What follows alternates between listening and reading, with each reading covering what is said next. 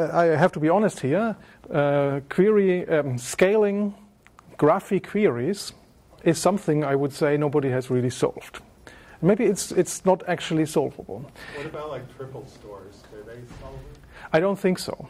Because whatever happens, however you store your graph, if you shard it and distribute it all over the place, the very nature of graph queries will do the following to you, regardless on how you saw it. It will hop from vertex to vertex along the nodes, along the edges. Now, if they are on the same machine, that's all fine.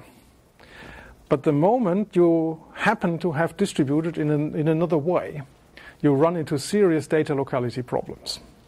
So therefore, as nice as graphs are, and as nice as graph databases are, when it comes to scaling, there are some fundamental problems. The same is true for joins. However, just because not all joins scale is no reason not to do joins at all. Because certain joins do scale well. If you, for example, just select a few things from a collection which is sharded, and you have to join each of them by some kind of hash lookup with some other collection. That is something which actually doesn't join that badly.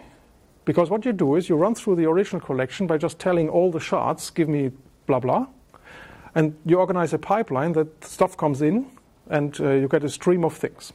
For each of them, you do one cluster hop to do a lookup, and obviously you will batch it such that you have less communication.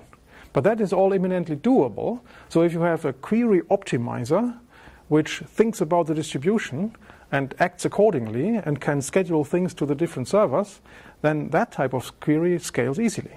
Likewise, if you manage to distribute